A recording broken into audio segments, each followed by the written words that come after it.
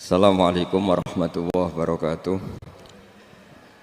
Bismillahirrahmanirrahim. Nahmaduka ya ghafuru ya syakuru. Mashalli wa sallim barik ala sayyidina maulana Muhammadin wa ala alihi wa sahbihi asma'in nama ba'du. Kula niki cerita ibadah sing ringan-ringan mawon. Tapi dadekne mlebu swarga. Amin. Terus kula badhe cerita siji mazhab Hasan Sadzili. Terus Hasan Sadzili niku thariqah sing dianut Gus Wafi. Kula nggih beberapa kali dapat ijazah saking Mbah Mun, saking bapak kula. Di antaranipun nggih pesen teng Gus Wafi, sebagian lewat kula ziarah teng Barozak nggih. Barozak Termas. Abdul Hasan Asyadzili nate pas teng dalem ditamoni pemuda. Pemuda niku ngrutu. Di kampung kami banyak maksiat, di kampung kami banyak kesalahan. Niku sepundi? Jawab Abdul Hasan Asyadzili niku ringan. Sing jelas mboten sragen. Contohnya mboten sragen. Sakjane nggih persis, tapi zaman niku dereng ngeten sragen. Kok tenggen kula kathah maksiat ngeten-ngeten. Jawab Abdul Hasan Asyadzili enteng ngoten. Man ahabba alla yu'sawaha fi ardi alla yu'sawahu fi ardi faqad ahabba alla tadhara maghfiratu wa alla tadhara syafaatuhu sallallahu alaihi wasallam. Dadi wong bayangno donya ora ana salah iku padha karo ora kepengin roh ghafure Allah Subhanahu wa taala. Mulane mazhab Sadzili paling bandel, ngurusi wong bandel paling bandel ya mazhab Sadzili. Nang kiai Sadzili iku ora umate macam-macam. Mulane teng Indonesia niku penak, sing keturunan putih seneng nabi, sing ireng nggih seneng nabi, sing ora keturunan nggih seneng nabi. Mulane setan ku bingung. Nyongkone sing seneng nabi keturunan putih tok, sing seneng keturunan ireng ya seneng nabi, sing ora keturunan ya seneng nabi, sing lakenan ya seneng nabi. Jadi kelompok itu kathah sangat. Ini penting kalau aturaken mergi madhab Sadzili niku pancen dados pembanding madhab Sayyid Abdul Al-Haddad. Madhab Abdul Hasan Asyadzili niku sing paling masyhur diriwayataken dening Shahibul Hikam. Mergi Ibnu Athaillah As-Sakandari muridé Abdul Abbas Al-Mursi, Abdul Abbas Al-Mursi muridé Abdul Hasan sinten Asyadzili. Niku madhab ingkang bener-bener jadi pembanding. Mergi teng bab husnudzon niku beliau itu pakar. Orang itu bisa yarjuwa hawal yaumil akhir. Orang itu bener-bener dibikin nyaman mbek Allah mbek Rasul. Misalnya ngeten, sampean sowan Allah iku kudu arep-arep disangoni. Kena arep disangoni berarti nganggep Allah iku medhit. Mulane tomak niku penting. Tapi mbek pangeran aja mbek wong, tapi mbek pangeran mbek. Dados limangka yarjuwa hawal yaumil akhir. Riyen niku zaman kula alit. Niku anggere ana santri lunga iku sanggu sak umbalan. Mergo yakin kiai iku nyangoni. Lho diyakini nyangoni ku keren, berarti diyakini lomo. Lha kok yakin mlebu neraka, berarti nganggep Allah gak Rahman Rahim. Lan yakin mlebu napa? Swarga. Mok modal urun maulid sak dirham ora urun malah entuk. Terus niki rontok-rontok salah tapi muga-muga itu sepura pangeran. Nggih wau. Nak sampean bener niku sifat ghafuri Allah nganggur, nggih. Kerhane efektif ana sing salah. Mulane wonten cerita wonten tiyang teng multazam donga ya Allah kula paringi mboten nate salah. Iku jawabe pangeran fa'ena adhu ghufra. Wong ora tau salah sifat ghafur iku nganggur. Niki cerita sing sampean aja niru kula. Niki cerita ilmu. Niku mazhab Abdul Hasan apa? Asyadzili. Benten madhab Sayyid Abdul Al-Haddad itu jalure khauf. Jadi dosa gede apa cilik? Ora ana gede ora ana cilik. Kowe aja delok sing mbok dosani, aja delok dosane tapi delok sing mbok dosani iku sapa. Misale Gus Wafi ngutus santri teng mriki, "Cung, tukokno rokok." Rokok itu barang makruh misal. Mestinya kan santri oleh bantah, niki kiai ku piye to barang makruh kok kon nuku. Tapi masalahnya kan arah dituruti ya gelo tenan. Jadi ojo delok kongkonan itu penting ra penting, tapi mukhalafah itu sababul fir. Misalnya kados kula niki teng mrikan wonten botol minuman. Cung pindah rene itu kan barang sepele. Terus sampean takok urgensinya apa ya harus dipindah. Iku santri mangkelno to. Ya dipindah wae pokoke penting nu. Menurut itu cara pandang Sayyid Abdul Al-Haddad. Ki aja geman bantah pangeran senajan to perintahe sepele. Piye-piye mukhalafah ngono iku jenenge nah cara Abdul Hasan Asyadzili nggih boten barang gede mbek cilik kudu ana bedane wong ana kabair ana saghair. Mosok WA janda beda mbek goncekno ya kudu beda. Wong WA tok kok padha mbek napa? goncekno iku kudu beda, kudu ana sawair, kudu ana napa? Kabair. Tapi cara Sayyid Abdul Haddad mboten delok sing mbok maksiati iku sapa. Sehingga khazanah kita niki penuh dengan ilmu. Mulane wonten bab ijtihad. Ijtihad niku ruangannya luas sekali. Ya kula bolak-balik nyontokno. Kula sakniki kan jare wong akeh kiai gedhe. Jare wong akeh kula niku kiai gedhe. Nek diundang manakipan tangga yo bingung. Ora teko sawane kiai gedhe sombong, diundang wong cilik ora teko. Teko iku mahjubno kiai sing ora tau pahayu. Kuwi bingung. Nyatane kula ora teko nggih do matur nuwun Gus. Athok kula mboten lakon. Nah kula teko kan mesti ordere teng kula mboten. Cara sing tok pitik gedhe nggih kula, salam templek gedhe nggih kula. Berhubung kula ora teko ngresgeni tiyang kathah. Saiki misale ten takok, kiai gedhe diundang musala cilik iku kesunatan teko apa makruh teko? Cara ijtihad, cara sampean makruh teko napa kesunat? Kula misale diundang ning Sragen ning musala Penceng. Kula niku sunat teko napa haram teko? Haram ya bener lagi haram ya. Setuju haram. Mergo mahjubno ya haram setuju itu ijtihad. Ijtihad itu ranahnya itu karena nggak bisa ditebak. Ijtihad itu nggak bisa ditebak. Kalau ada cerita kata tentang ijtihad, niki betapa umat Rasulullah umat sing bejo, pilihan-pilihan ijtihadnya dibenarkan. Masyhur tenggene cerita Bani Quraidah. Nabi ngendikan, engkau kue jogeman sholat asar kecuali sampai neng kampung Bani Quraidah. Ternyata kurang 2 kilo atau 3 kilo matahari itu mau terbenam. Sebagian sahabat sholat sebelum sampai Bani Quraidah karena takut sampai Bani Quraidah sudah kodok nopo asar. Sebagian tetap sholat di Bani Quraidah meskipun sudah kodok asar. Ketika lapor Nabi semuanya dibenarkan. Semenjak itu ada pintu sing darani pintu nopo ijtihad. Mengenai kalau bolak-balik cerita, wonten kiai nak tangkok, cung kowe ngaji mek sapa? Ngaji kalian tiang niki. Kiaimu tahu nangis mboten? Lereni ngaji mek kiai ra iso nangis, berarti atine atos. Nak Abdul Hasan Asadili takok, cung kowe ngaji mek kiai sapa? Kiai fulan. Tahu guyu mboten nate, lereni. Kiai ra iso syukur mbok jani. Kiai ra iso syukur kok mbok jani. Karena itu masalah ijtihad. Nggih masalah napa? Ijtihad. Ijtihad itu polanya enggak jelas. Wonten kiai ora gelem mulang wedok nggih kathah, alasane wedi fitnah. Wong pancen iman pas-pasan mawon nembe wong ayu ya bingung. Tapi nak diwalik, nak kiai ora gelem mulang wong wedok, terus sing mulang wong fasik, to aliran sesat iku ya repot. Kowe ngrasa paling gak sesat. Ya sudah seperti itu masalah-masalah apa? Ijtihad. Nah, kalau tak cerita saat ini balik cerita tentang Burda. Burda nu nak ngelem Kanjeng Nabi. Niku pancen dielmoni tenan. Kalau niku Burda berjanji tiba niku setengah hafal. Pancen riyen mbah kula buyut-buyut kula niku pesene ken hafal tiba, hafal berjanji, hafal Burda. Wis mboten ngengken ngapal loh, tapi karena sering baca akhirnya hafal. Kalau beri beberapa contoh, ngelem niku nak mboten dielmoni itu kualitasnya tidak bagus. Tapi kalau dielmoni itu kualitasnya bagus. Kalau beri contoh begini. Saya itu kalau pidato atau khutbah atau ngaji, apalah terserah istilah jenengan atau ceramah. Biasanya kalau seneng istilah ngaji, niku mesti ikuti sing gampang mawon. Wa ala alihi wa sahbi ajmain. Ajmain itu kalimatun fariqah bainana wa bainasyiah. Fa innana nukrimu jami'as sahabah. Ajmain itu kalimatun fariqah, kalimat pembeda. Kita ahli sunnah wal jamaah akramu jami'as sahabah.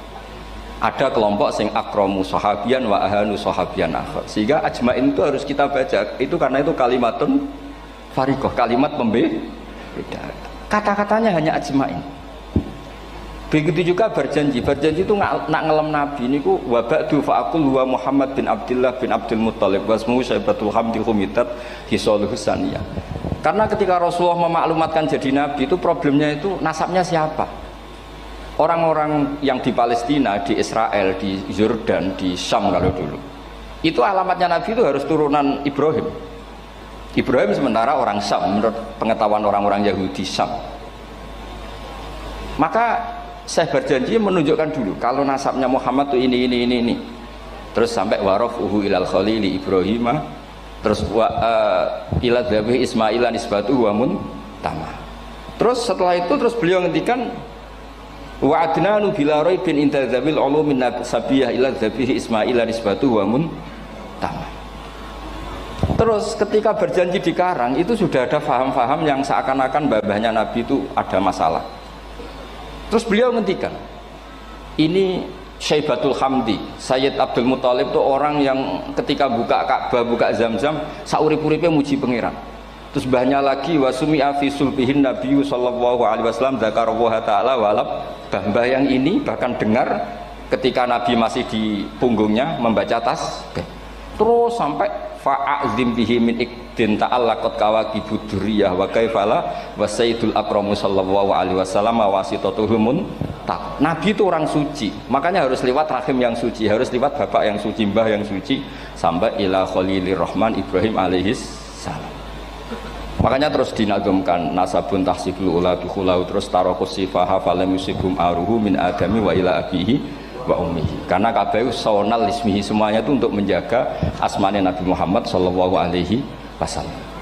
Kemudian Burda membentuk itu dalam bentuk nazuman. Misalnya beliau ngendikan Rasulullah itu mutiara. Jadi ketika dakwah berpola ya baik, ketika tidak berpola juga baik. Beliau cara muji Nabi faddurru yasdatu husnan wa huwa muntazimun. Namanya mutiara ketika diuntai pasti sangat indah. Tapi terus-terusannya itu wale sayang pusu qadran ghairu muntazimi. Tapi namanya mutiara, mbok berserakan pun tetap indah. Jadi unik. Berarti ketika beliau muji Nabi dakwah tertib pernah. Sholat tuh harus begini, harus begini, harus begini. Beliau sholatnya tumakninah tertib. Tapi Nabi pernah sholat gak tertib. Duhur tuh 2 rakaat. Mana anak kiai rodok lalinan itu ya anak sana tuh. Duhur itu 2 rakaat. Tapi barokahnya Nabi duhur 2 rakaat diketahui cara sholat kalau salah itu gimana. Umpama Nabi sholatnya bener terus, itu akan kesulitan kita solusinya ketika ngalamin apa? Kesalahan. Makanya Nabi ngendikan ma kuntu ansa walakin unas sali as-sunnah. Itu mestinya ra tau lali, tapi didesain lali biar bisa jadi sunnah. Wonten tiyang salate sawi maca surat Baqarah. Wonten tiyang badhe njupuk wedhuse lah cara Indonesia. Bareng kesuwen piyambake mufaraqah. Walhasil Mu'ad matur Nabi, ini munafik di tengah-tengah sholat kok mufaraqah. Si penggembala unta ini juga ngeklaim, ya Rasulullah imam kita tidak benar, sholatnya kesuwen. Pikirannya wong ora bela imame. Ternyata Nabi gak belok sing ngangon. Afattanun anta ya Mu'ad. Wong imami wong seragen surat Baqarah. Wis pokoke kulhu wae. Jadi Islam itu segampang itu, semudah itu. Sehingga wonten tiyang niku isane maca kulhu, rakaat ula nggih kulhu, saniyah nggih kulhu, pokoke kulhu. Sampai sok makmume ku mangkel. Waduh, si imam iki gak keren, mosok main apa? Kulhu. Dilaporno, ya Rasulullah ini imam yang kau tugaskan di kampung kami niku amen maca kulhu, Mam. Ditimbali be Nabi, kenapa kamu baca kulhu terus? Li annaha sifatullah, karena itu sifatnya Allah. Maka saya senang mengulang-ulang sifatnya. Terus kata Nabi, saya barusan dikasih wahyu Allah bahwa Allah mencintai kamu karena kamu mencintai surat kulhu. Nah ini ijazah yang seragen ini ku apa? Nanti maca timbang maca idza samsu kuwirat bulet nang tengah. Jajal ampun tak tes sakniki. Kiai paling pinter teng seragen kan maca idza samsu kuwirat di depan umum. Mungkin nak dhewean roh tapi nang ngarepe Habib Doa ngarepe Gus Wafi meriang nak muntir. Wah, ngoten niku kula ndek kanca niku imame level desa, bareng imami teng kecamatan salat Id. Mersiapno surat Tabarakalladzi biyadil mulk. Suwengi diapalo lanyah sampai ambeke hafid. Niku nyatane nggih malah klirune fatal, malah lali ra maca Fatihah. Saking semangate ben ketok imam keren maca surat napa? Tabar. Jadi yo ribet. Terus kula suwun seneng Nabi niku kados senenge para ulama. Niku nak nyipati Nabi niku gampang. Kula niki beto kitab Saraipun Burdah kalian Saraipun Barjanji. Niku kalau ngelem Nabi niku sederhana sebenarnya. Tapi itu yang mengena. Bisa ulang lagi niku sing mengena. Misalnya dawe Imam sing aran Risalah Qusyariyah. Tegene Bukhari ini cerita Bukhari. Nanti semua nabi ketika di akhirat tuh nafsi. Jadi roh prahara kiamat itu pun gak dinyali mau muni nafsi. Nabi ini cek kober ngendikan ummati umat. Ketika semua nabi ku pelo wis ra iso muji pangeran, Nabi Muhammad di depan Allah tesih saged muji. Fa ahmaduhu bima hamida allamani rabbi. Ketika nabi lain sudah tidak punya nyali bilang alhamdulillah, Rasulullah masih punya nyali bilang alhamdulillah. Sehingga fa Muhammadun ahmadu min ghairi. Hampir semua ulama ngendikan ahmadu yang Muhammad itu afal tafdil. Fa Muhammadun ahmadu min ghairi. Ketika nabi lain sudah tidak bisa atau tidak punya nyali memuji Allah, Nabi Muhammad masih berani memuji Allah ketika mahsyar. Karena logikanya begini, kira-kira pikirannya nabi-nabi ini wis kiamat, berarti amal wis ditutup lah, buku wis tutup. Tapi tak pikirannya Nabi Muhammad boten ngoten. Allah itu tidak diganggu oleh apapun, tidak kena atau tunduk sama konstitusi apapun. Sampean ra iso ketemu Allah nih pun akhirat, jangan pun boleh macam-macam nih, pun tutup buku betul sakit. Rahmatnya Allah tidak bisa dibatasi oleh akhirat. Saya ulang lagi, rahmatnya Allah tidak bisa dibatasi oleh akhirat. Makanya Nabi tetap berani mengajukan syafaat meskipun sudah finish, sudah akhirat sudah finish.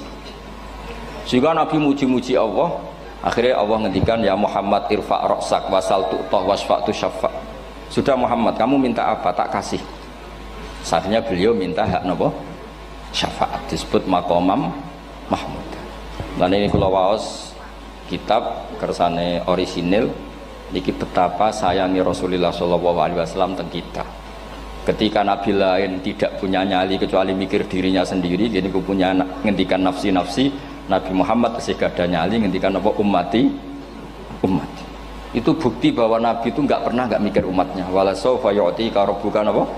Fatardu. Ini Nabi jawab, fawwah la ardo wa wahidun ummati finnar. Kalau engkau memberi saya sampai saya puas, maka saya tidak puas dan satu dari umatku masih menjadi ahli neraka. Ini kalau waos nak sampean orang nangis kebablas. Niki cerita betapa Rasulullah Shallallahu Alaihi Wasallam niki jarang tiang maos niki kalau waos kersane tambah mahabbah dengan Rasulullah Shallallahu Alaihi Wasallam. Dados niki kalau cerita ketika Rasulullah ketemu pangeran teng Sidratil Muntaha, niku diredaksekno burdah, nggih diredaksekno burdah, fakhustaqulla fakharin ghaira mustarakin.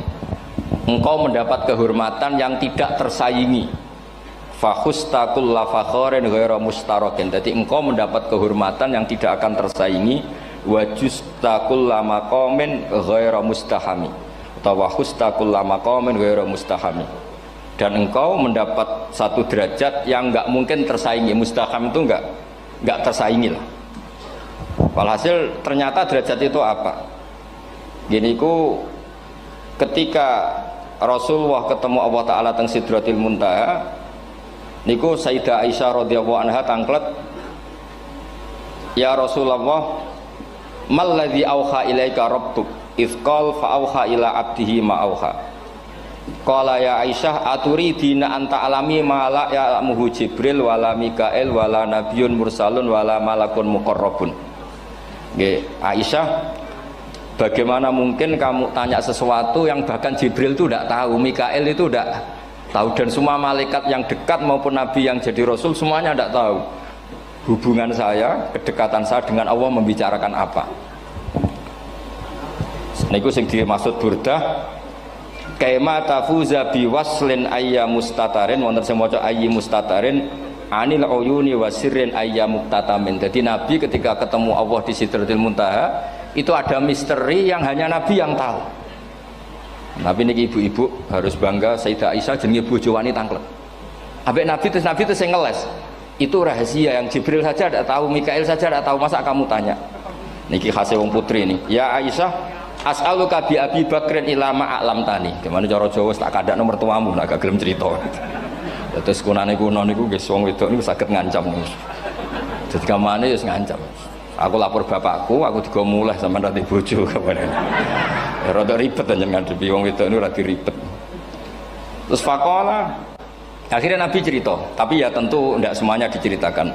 Inni lama kuntu qaba qausaini qultu Allahumma innaka adzabta al umam ba'duhum bil hijar wa ba'duhum bil masih. Oh ya, ini halaman 63 62 teng kitab Khasyatul Bajuri alal Burdah.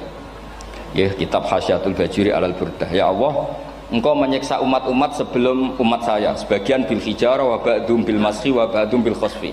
Fama anta fa'ilun bi ummati. Lalu yang akan kau lakukan untuk umatku itu apa? Reputasi jenengan sama orang-orang yang durhaka itu selalu menyiksa. Ada yang pakai batu, yang dilikuifaksi, ada yang pakai ini. Mosok umatnya kekasih jenengan podo ngoten. Dadi Nabi ku mun nego lah. Nego supaya gak sama. Faqala unzilu alaihimur rahmah min ananis sama wa ubaddilu sayiatihim hasanat. Ndak, saya ndak seperti itu dengan umatmu. Waman sa'alani a'taituhu waman tawakkala saterusé. Terus wa fid dunya asturu alal usad wa fil akhirah usyaffi'u kafihim. Orang-orang yang masih maksiat di dunia tak kasih hak tobat, dan nanti di akhirat tak kasih hak syafaat. Engkau tak kasih hak syafaat. Mulane ini penting dingertosi bilih ukuran nabi baik itu gampang nak sampean ngaji ngangge ilmu. Syafaati li ahlil kabair min ummati. Sok syafaatku kanggo ngomong sing salah akeh. Wong nabi ku ora melok dosa kok mikir nyafaati. Nak rapi-apike wong ora mungkin. Wong sing dosa iku sampean, sing salah sampean, sing mikir solusine Kanjeng Nabi. Wong kok apikane ngono iku gak mungkin ta mungkin. Wong sing salah ku sampean, sing diutang yang sampean, sing kasus ku sampean, sing mikir Kanjeng. Nah, itu cara ulama ngelem Kanjeng Nabi. Mulane khodam tuhu bimadihin astaqilu bihi dzunuba umrim madha fi syi'ri wal khodami. Dadi aku ngelem Nabi iku sebagai bentuk ngelem sing dadekno dosaku ben disepuro pangeran. Misalnya kita suka Alphard, muji Alphard, suka Innova, muji Innova, suka kebun, muji kebun. Sing ribet tuh nak suka hewan, seneng kucing nggak ngelem kucingnya. Lu bareng ngelem Kanjeng Nabi kok ora iso. Lane jari Burdah, aku iku ngelem apa tau iso, mosok aku ora tau ngelem Kanjeng Nabi. Makanya terus beliau hidupnya, kemampuan syairnya didedikasikan hanya nggo ngelem Kanjeng Nabi Muhammad sallallahu alaihi wasallam. Makanya terus ngendikan wa huli kholasi khaira multazim. Saya dedikasikan kecerdasan saya untuk ngelem Kanjeng dan Nabi, dan itu solusi terbaik. Lalu nak ngelem Kanjeng Nabi kadang kebablasan, sampai dikritik banyak ulama karena kebablasan. Gini masyhur beliau ngendikan wala yadi ka rasulullah jahu kabi idzal karimu tajalla bismi muntaqimi. Wonten naskah sing tahalla duka wau teng mriki diwaos napa tahalla napa tajalla tahalla ya. Wonten naskah tahalla wonten tajalla artosipun ngeten. Ya Allah, nabimu ini engkau gelari nabi yang ar-raufur rahim, sebagaimana yang sering disebut Habib Ali Al-Habsyi. Jika nabimu itu ar-raufur rahim, maka ketika engkau mau menyiksa saya dengan atas nama engkau al-muntaqim, zat yang tukang nyiksa, yang menyiksa, maka gelar engkau kepada nabi yang raufur rahim itu kamu kemanakan? Jenengan kudu konsisten, terus kadung ngarani nabi jenengan raufur rahim. Maka sifat jenengan yang muntakim jangan pakai dulu, karena saya ini umatnya Nabi yang kamu beri gelar Raufur Rahim. Paham tuh jenengan? Maksudnya ya aja sida nyiksa wong kadung mbok arani Raufur Rahim. Dadi wala yadi ka rasulullahi jahu kabi idzal karimu tajalla ta tahalla bismimun takim. Terus sekarang Burdah jenenge Muhammad. Allah kadung janji wong sing jenenge Muhammad ora bakal disiksa. Sebetulnya maknanya ya Muhammad Sayyidul Anbiya nih. Tapi ketika ono panggilan Muhammad ke depan, Muhammad gak boleh disiksa. Jeneng kula nggih Muhammad. Terus Burdah nu saking yakine ngendikan fa innali zimmatan minhu bi tasmiyati Muhammadan wa huwa afal khalqi biz zimman. Gusti jenengan kudu eling nami kula niku Muhammad. Wong sing jenenge Muhammad itu ora oleh disiksa. Padahal maksudnya saya ora oleh disiksa kan Kanjeng Nabi Muhammad, tapi biabake namine Muhammad. Terus ngendikan malih in ati dzamban fama ahdi bimun taqidi minan nabi wala habli bimun sorim. Gusti kula pun iman mbek jenengan. Iman itu nilainya tertinggi. Jenenge iman nilai tertinggi, maka iman nggak bisa dibatalkan hanya karena saya salah. Jadi pangeran kok diruwayu dipeksa kudu ngakoni nek dene umat Rasulullah sallallahu alaihi wasallam, dan in ati lamun nekani ingsun dzamban ing dosa fama ahdi bimuntaqidin, maka perjanjian saya dengan engkau tidak boleh dibatalkan.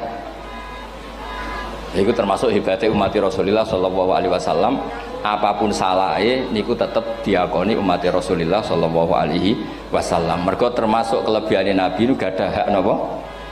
Syafaat. Nggih eling-elinge termasuk kelebihan Nabi gak ada hak napa syafaat. Meskipun kita tetap khawatir jenenge dosa ge istighfar, tapi aja dadi putus asa mergo napa in anti dzamban fama ahdi bimuntaqidi minan nabiyyi wala habli bimun sorim. Terus niku cerita-cerita madhe ulama teng Rasulullah sallallahu alaihi wasallam. Mereka milih kata-kata sing wong apik eling terus. Nggih eling terus. Wau kados wau fadurru yasdatu husnan wa muntazimu wa laysa yang kusu qadron ghairu mun. Jadi dulu tuh pernah ada faham-faham sing cara zahiri hadis iku abai nabi itu seperti ini cara zahiri hadis. Tapi ahli sunnah wal jamaah terus dipendapat bapake nabi babe nabi iku min ahlil jannah. Mergo apa? Wa kaifala wa sayyidul akramu sallallahu alaihi wasallam wasitatul muntaqah. Nabi itu orang suci, pasti lewat rahim-rahim yang suci. Minal aslabi thahira ilal arhamiz zakiyatil fakhirah. Itu logika yang dibangun sehingga terus mantep baru kayak wau mau sedibak mau berjanji kiyakan wong Islam an nabi min abihi wa ila jadi sampai Adam niku kabeh tarokus sifaha falam yusibhum aruhu min adami wa ila abihi wa ummi. Begitu juga masalah iman. Soal misalnya ada pertanyaan ilmiah, lalu Ibrahim gimana? Karena nanya Azar itu kafir. Zaman ada Nur Rasulullah Shallallahu Alaihi Wasallam, Azar belum kafir. Setelah intikal ke Ibrahim, baru Azar kafir. Atau ada yang menjawab istilah abun di situ itu majaz. Sebetulnya Azar bukan bapak kandung, tapi apa? Paman. Selalu ada jawaban ilmiah dari ulama-ulama ahli sunnah wal jamaah. Tapi kalau pesen teng jenengan, sementing niku mau tiba berjanji nopo burdan itu ada 1-2 bait yang jenengan tahu maknanya sehingga nanti kualitas mahabbah kita, kualitas kecintaan kita pada Rasulullah Shallallahu Alaihi Wasallam niku tambah. Misalnya ngeten, kula kan nekuni tafsir ya. Ada ayat rubama yawaddul ladzina kafaru law kanu muslimin. Niku hampir semua mufassir konsensus sepakat jeng ben nek wong Islam mlebu neraka. Niku sampean kudu ndonga, nek mlebu neraka muga-muga jejer wong kafir sing kecangkeman. Niku dinyek. Jarene iman nekani mau oleh jutene neraka padha wae aku. Apa meneh misale sampean hafal Quran jejer wong sing hafal, jare kapit kok ora mlebu napa? Neraka. Kudu ana sing ngenyek. Mergo Allah nu tersinggung sakwise ana wong sing napa? Ngenyek. Akhirnya Allah tersinggung. Niku sing diceritakno tiba. Wa izzati wa jalali la ja'altu man akhlasa li bisyahadati kaman kadzdzaba bi adkhiluhumul jannata bi rahmati. Ora iso wong dekne tauhid apapun salahe mung dekne ndek tauhid ora ngarah dadi ahli neraka selawase kaya wong kafir. La ja'altu ora bakal gawe sapa ingsun man akhlasa li bisyahadah orang yang tauhidnya benar kaman kadzdzaba bi sebagaimana orang yang tidak bertauhid sama saya adkhiluhumul jannata bi rahmati. Padahal Allah dilapuri malaikat, malaikatnya kira diprovokatif.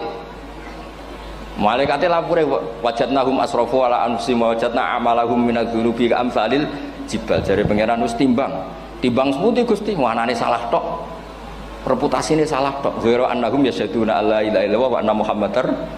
Niku jawabe pangeran wa izzati wa jalali la ja'altu man akhlasoli kaman kadzdzaba bi adkhiluhumul jannata bi rahmati. Nah, lafat-lafat seperti ini kita akan punya harapan ketika ndelok umat sing carane iman tesih blepotan, carane sholat cek blepotan, carane zakat cek blepotan. Kita selalu punya harapan barokahnya iman, barokahnya mahabbah ning Rasulullah sallallahu alaihi wasallam, mereka tambah hari tambah baik. Jangan beragama yang tidak punya harapan, karena agama ini bagi yang punya harapan. Dimangka yarjuwa wal yaumal akhir, bukan yang tidak punya harapan. Wong Kanjeng Nabi sekaruan Nabi orang terbaik dilarani wong Taif, disiksa wong Mekah. Niku malaikat usul kula siksane ya Rasulullah karena mereka menghina kekasih Allah. Mereka ada iman. Nabi masih punya harapan. Mungkin mereka ada iman. Tapi asawah ayyukhrija bal arju ayyukhrijawah min aslabihim may ya'budu wa la yusyriku bihi syai'an. Bapak orang iman, aku cek di harapan anak putune iman. Dan sedekah Rasulullah sallallahu alaihi wasallam. Saniki kata bapak era poso, anaknya melok TPQ, barang poso juk gendong, akhirnya bapak izin melok poso. Bapaknya maca Quran ra tau, bapaknya nekani wisuda anaknya hafid. Mulane bapaknya ora kena dibentuk, ya arep-arep napa? Anake. Nah anake ora kena dibentuk ya arep-arep putune nganti Imam Mahdi turun nang ngoten mawon. Pokoke agama niki limangka nayarjuwa wal yaumal akhir. Terus kula suwun sak napa madzhab Abdul Hasan Asyadzali. Nggih pancen madzhab niku kathah, tapi kula suwun agama teng zaman akhir dawuh Mbah Mun kudu kathah rojae. Nggih mergi walladzina amanu asyaddu hubbal lillah. Dawuh Imam Ghazali ar-roja yuqaddam alal khauf. Mergo roja dadekno mahabbah. Orang yang punya harapan itu lebih mudah mahabbah. Dan hubungan kita dengan Allah itu hubungan mahabbah. Ini ku walladzina amanu asyaddu hubbal lillah. Saman roh anake wakal kok hubungane putus asa, mesti maksudno. Tapi nek hubungane iso wae saiki nakal so ben gak. Iso wae saiki goblok so ben gak. Senajan to so ben ra terbukti lah, penting hidup itu ada harapan. Guys, penting hidup itu napa? Ada harapan. Kata ulama ngendikan afdhalul ibadah intidharul farad. Apa-apa ibadah selalu punya napa? Harapan. Terus Indonesia yang seperti ini kita berharap akan lebih baik, akan lebih baik. Wong cilik kula niku sing jilbaban mau keluarga ketok. Saniki kathah tiyang napa? Jilbaban. Cilik kula tiyang salat di masjid nggih mboten serame sekarang. Sampeyan ra iso grutu, tapi salat tok tapi atine ngene-ngene. Wah ya ribet nak ngoten sampeyan nyoal ideal nggih ribet. Pira-pira gelem napa? Pira-pira purun napa? Salat purun teng masjid. Sampeyan ndak usah memaksa ideal, wong kita ndak pernah napa? Ideal. Terus kula suwun cerita-cerita teng tiba teng berjanji bahwa Nabi sahibus syafa'ah. Nabi nu tiyang sing peduline napa ummati. Jadi ketika Nabi lain mboten gadah nyali ngadepi hisab, nggih niku do muni nafsi, Nabi tesih gadah nyali mikir umate ngendikan mati. Carane apa? Muji pangeran bimahamida allamani ha rabbi. Lane dawuh iki teng ulama-ulama dawuh fa Muhammadun ahmadu min ghairi. Makanya summiya Muhammadan mergo li annahu satu wasammihi idza wada'atihi Muhammadan li annahu satu madun apa? Ubah wa summiya Ahmad li annahu ahmadu min ghairi. Ini hampir semua ulama ngendikan ketika teng mahsyar semuanya Nabi gak punya nyali untuk matur minta sama Allah. Mergo wis kiamat berarti wis nis Nabi tesih gak ada pikiran Allah itu tidak terhalangi oleh kiamat, Allah tidak terhalangi oleh akhirat, Allah tidak bisa dihalangi apapun, sehingga Nabi tetap wani jaluk pangeran. Berarti mujine Nabi ku lebih top karena tahu Allah itu tidak terbatasi. Nah karena Allah tidak terbatasi, podo-podo Allah wapian, wis tak jaluk kanggo umatku sing mati alat tauhid. Berhubung Nabi ngoten terus Allah ngendikan ya Muhammad irfa ra'sak napa wasal tu'tah wasfa tusyafa. Muhammad kepala kamu angkat, kamu minta apa saya turutin. Terus Nabi minta hak napa syafaat. Seseorang bertobat. Dulu umatnya Nabi Musa ada yang menyembah anak sapi, ijel itu, harus tobat. Itu tobatnya ekstrim betul. Kalau tobat sekarang kan cukup istighfar sama istighosah. Kalau dulu enggak, liyak tulal bari uminkum al mujrima, yang terbebas dari dosa menyembah anak sapi, membunuh yang terlibat atau pernah menyembah anak sapi. Makanya ayatnya apa? Fatubu ila bari'ikum faqtulu anfusakum. Ya, jadi orang-orang yang pernah menyembah anak sapi itu tobatnya apa? Faqtulu anfusakum. Sebab itu semua ulama berkewajiban menerangkan nasa mansuh. Sampai Sayyidina Ali suatu saat ada mubalek atau ustadz itu ngajar di masjid, ditanya, kamu tahu nasa mansuh enggak? Enggak tahu. Terus kata Sayyidina Ali, berhenti jadi mubalek, lisensinya dicopot. Dicopot, kemudian halakta wa ahlakta, kamu rusak juga merusak. Kenapa demikian? Logikanya begini, semua nabi itu kan panutan. Saya ulang lagi ya, semua nabi itu panutan. Tapi kalau kamu tidak tahu nasaman, so jangan-jangan kamu ikut nabi sebelum kamu, yang nasahnya itu syariatnya sudah apa? Mansukhoh, sudah di nasah. Itu kayak kasus Sunda Wiwitan itu. Itu gak mau punya Nabi Muhammad karena kurang keren, kurang sepuh. Nabinya langsung Nabi Adam. Resikonya adalah beberapa aliran sesat itu, aliran yang kurang benar itu, zaman Nabi Adam kawinan otomatis sama saudaranya. Lalu masa sekarang kita membolehkan kawin sama apa? Kalau sama Nabi Adam mau tidak mau. Karena yang cowoknya ya bin Adam, putrinya binti Adam. Lalu Allah bikin satu sunnah yang suami istri itu harus beda, yaitu satu kandungan itu melahirkan satu pasang. Dan mulai dulu memang pasangannya orang jelek itu orang cantik. Makanya agak sial itu yang perempuan-perempuan itu. Memang mulai dulu gitu. Kalau cantik itu kesunatannya dapat jelek. Nanti sama-sama masuk surga. Karena yang cowoknya ibadahnya syukur, yang ceweknya sabar. Itu nanti sama-sama. Nah kebetulan si Qabil itu ganteng sekali Qabil. Berpasangan dengan Labuda itu jelek gembrot, pokoknya tidak cantik. Enggak lah, kebalik. Qabil itu berpasangan sama Iklimah. Jadi Qabil ganteng, punya adik kandung namanya Iklimah itu cantik sekali. Yang Habil itu rapati apa? Berarti yang Habil apa? Ya rapati ganteng, berbarengan dengan Labuda juga rapati cantik. Nah karena tadi ya berarti Qabil bareng siapa? Iklimah, Habil, Labuda. Maka untuk kawin ini nggak boleh satu kandungan. Jadi dulu karena nggak ada perbedaan ibu bapak, mau tidak mau beda. Yang penting beda. Yaitu akhirnya apa? Qabil dapat Labuda, yang Habil dapat Iklimah karena beda kandungan. Itu sudah cukup. Nah, akhirnya kan nggak terima si Qabil. Masa orang ganteng dapat orang jelek. Jadi mulai dulu itu maunya orang ganteng ya dapat orang cantik, nggak terima. Tapi Allah ngatur seperti itu. Akhirnya terjadi percekcokan. Nah, dulu itu semuanya itu religius, sehingga ukuran percekcokannya masih religi, yaitu ya gini saja, kita ngadakan kurban, yang diterima itu ya menang. Ya ternyata dalam kompetisi itu yang menang siapa? Habil. Akhirnya Habil jadi menikahi siapa? Iklimah. Kalau sekarang kompetisinya kan siapa paling kaya ya menang, lebih gampang. Nah kemudian bayangkan misalnya, ya saya ini menerangkan asa mansuh. Kita semua sering ngomong, sering berkoar-koar, sering menyarankan atau mewajibkan para nabi itu panutan dalam semua perilakunya. Ternyata ada beberapa perilaku yang sudah dinasakh atau dihapus ketentuannya oleh syariatnya Rasulullah Shallallahu Alaihi Wasallam. Maka mengenali asa mansuh itu keharusan dalam ulumul Quran, ya.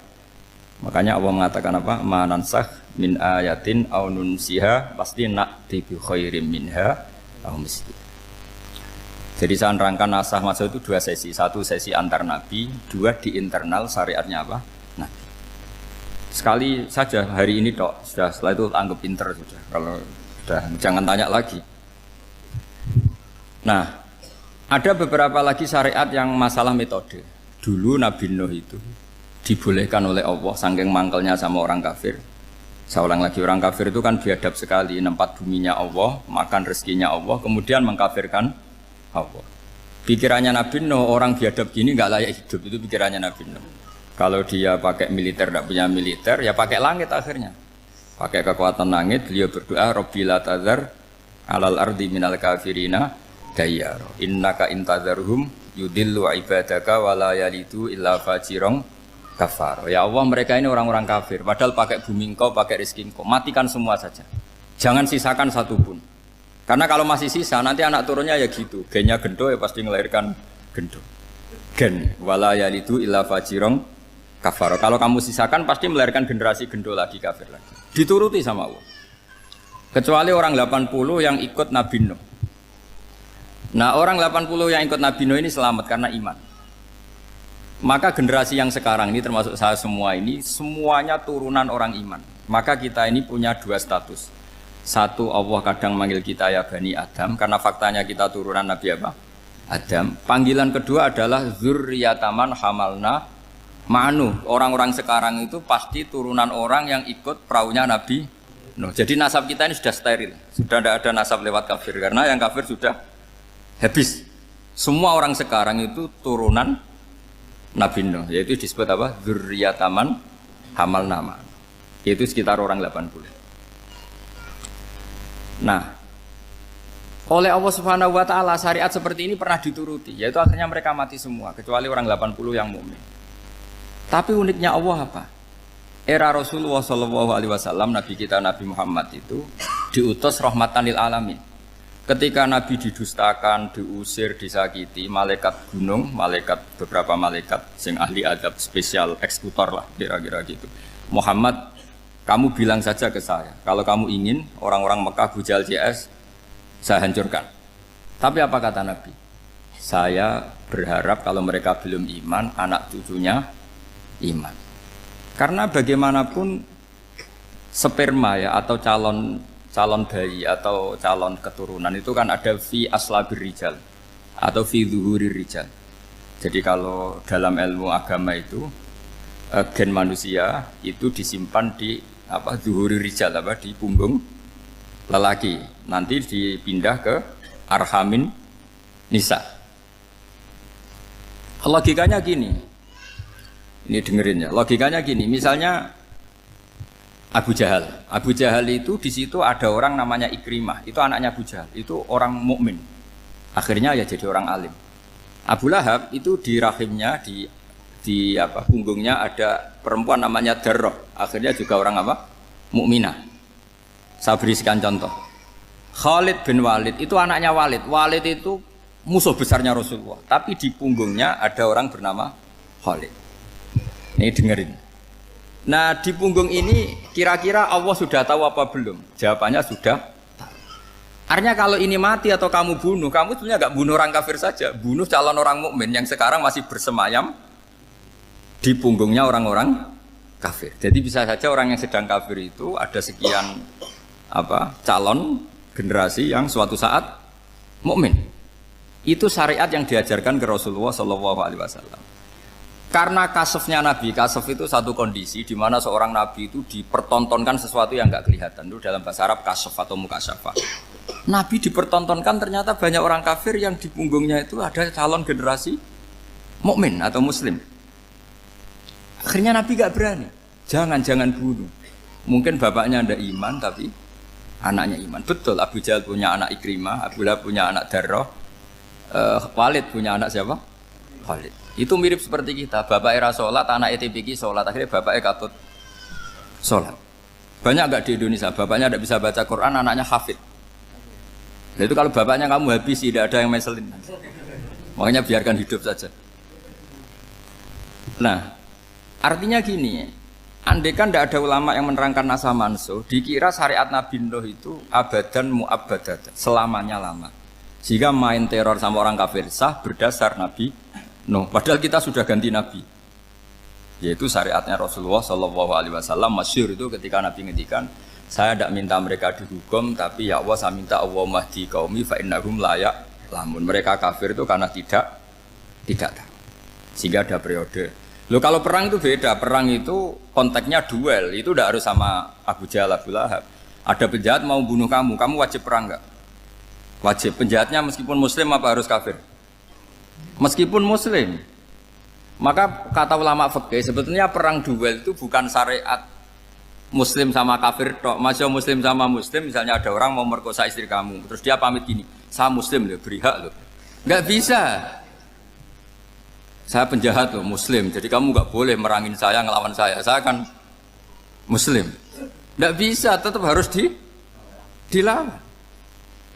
Makanya kata ulama-ulama fikih, pertarungan sama musuh itu tidak harus sama orang kafir. Orang muslim pun yang mengganggu kehormatan kita, misalnya mau merkosa istri Anda, itu harus dilawan. Makanya Nabi ngendikan mangkutilah duna mali fahuwa syahid, mangkutilah duna harimi fahuwa syahid. Orang yang mati karena membela kehormatan keluarganya atau hartanya, maka dia mati syahid. Dan penjahat yang mati ini muhaddarun damu, diabaikan sehingga enggak kena kisos, membunuhnya enggak kena.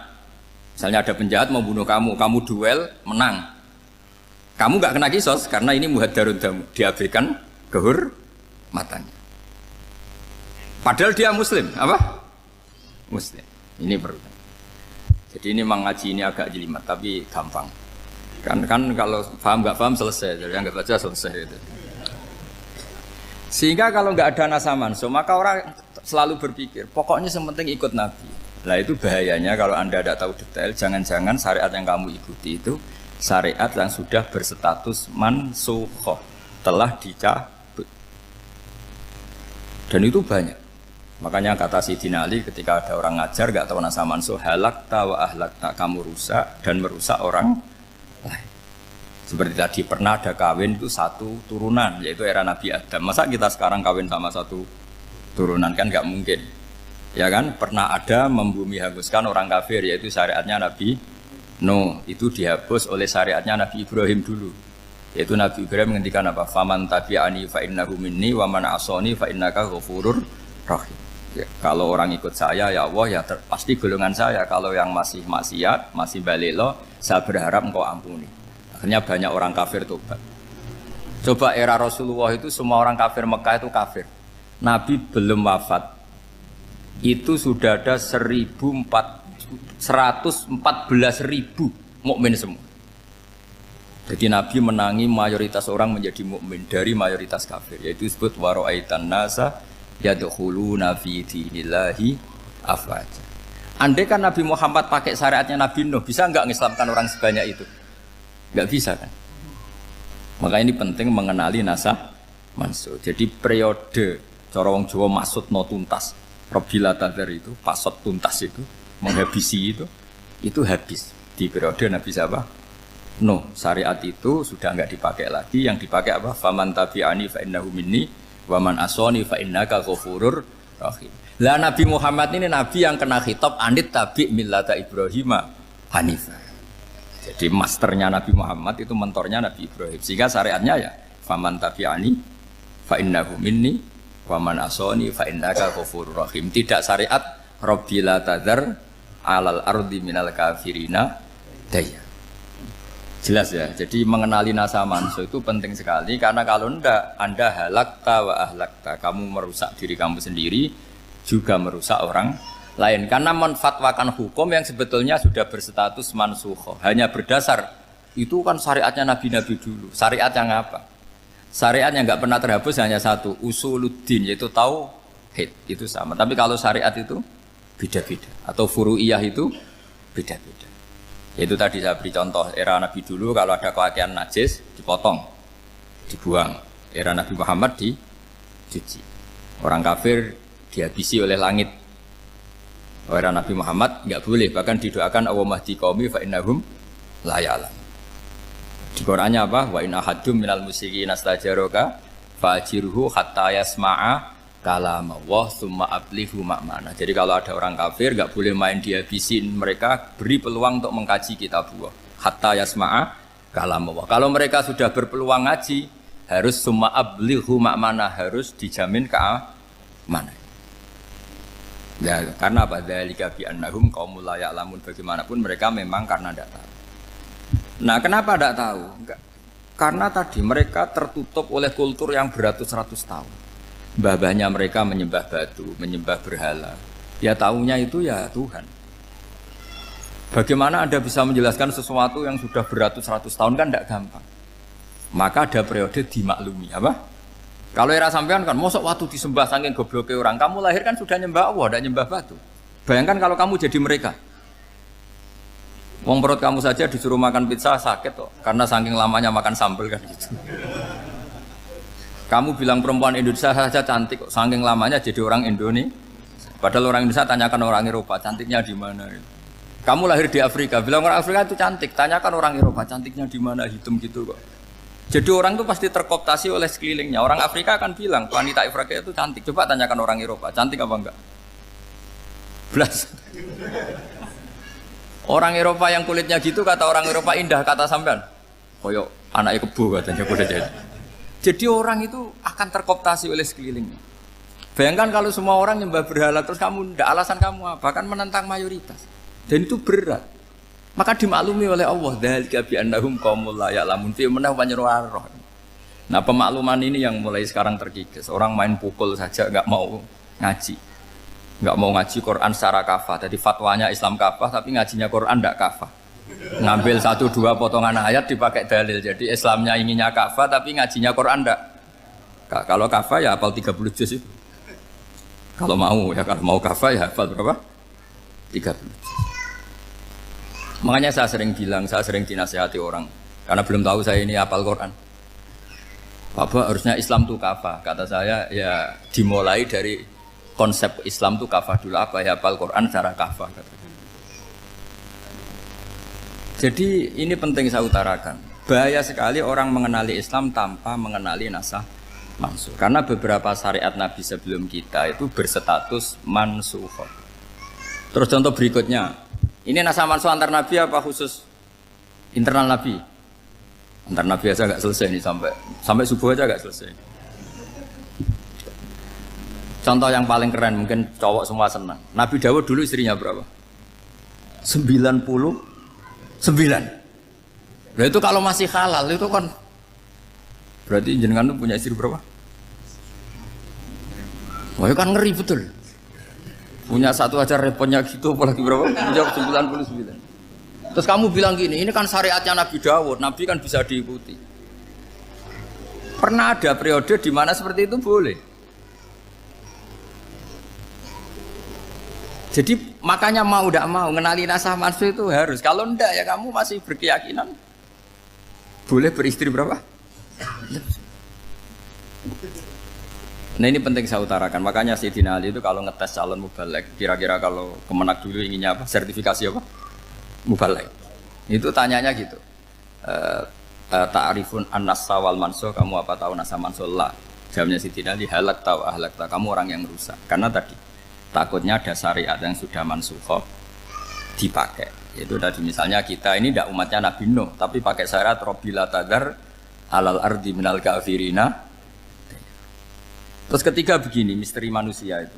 Dan ini kita tidak pernah tahu sampai kiamat, tapi ini ilmu harus kita diskusikan. Misalnya saya ini namanya Bahaudin. Saya sekarang hidup sampai 2019 sekarang. Kan hanya Allah yang tahu berapa turunan saya sampai kiamat dan statusnya kayak apa.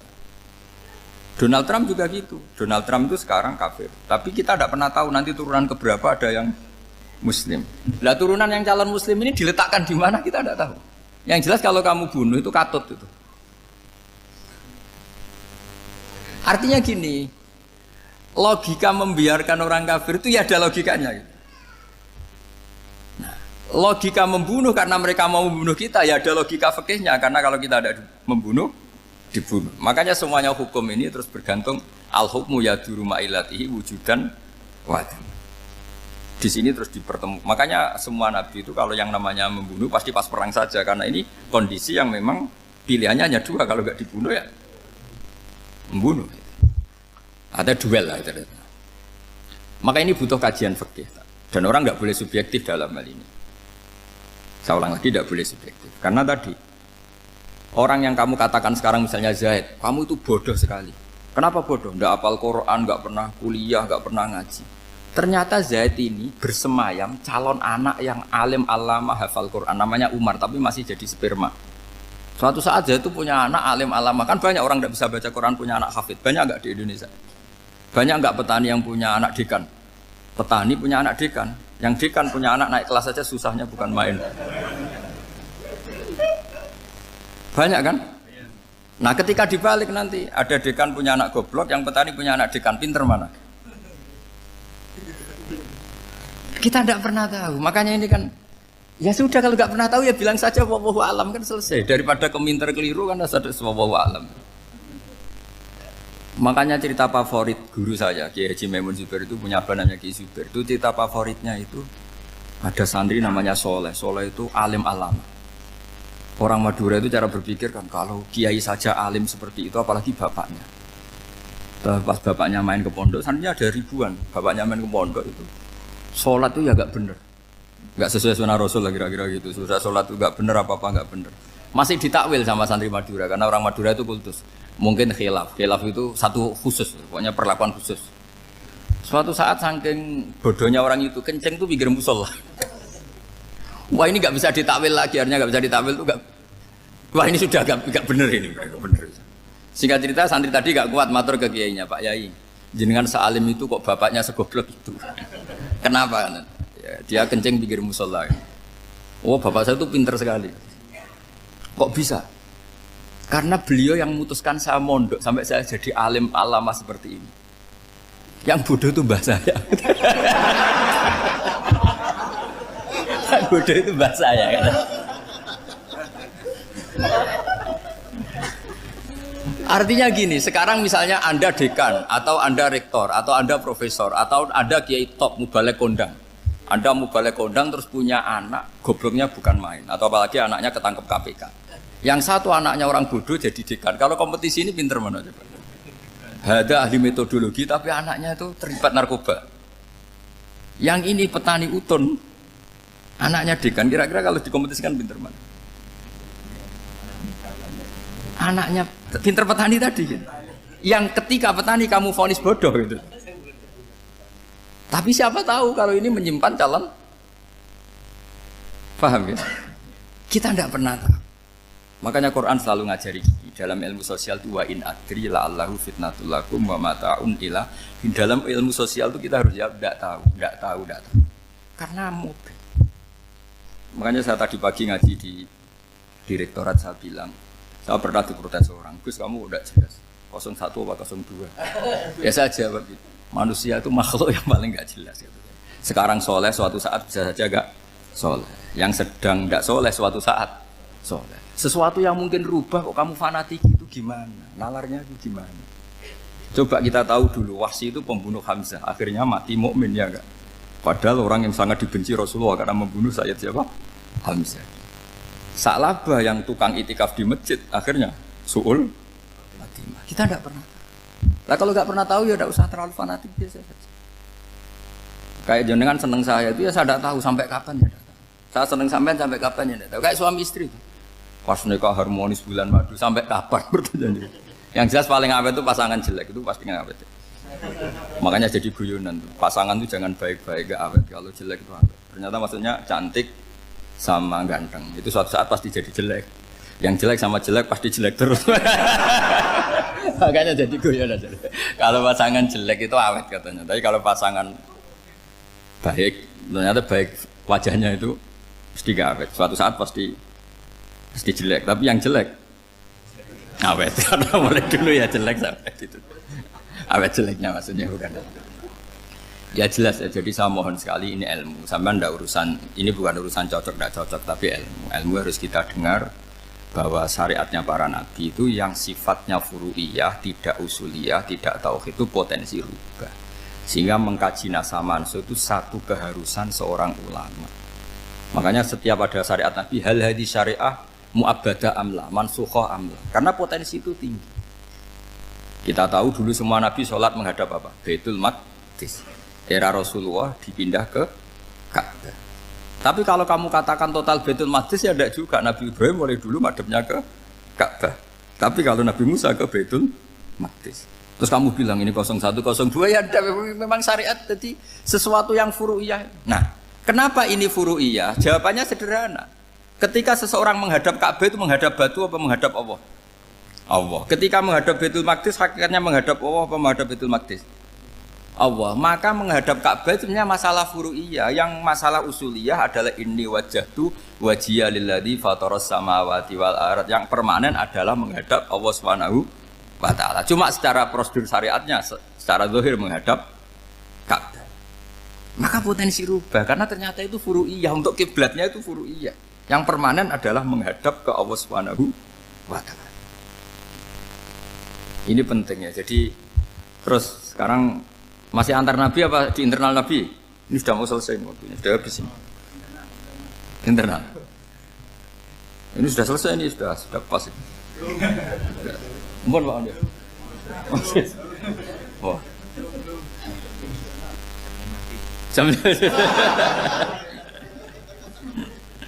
Ini sudah.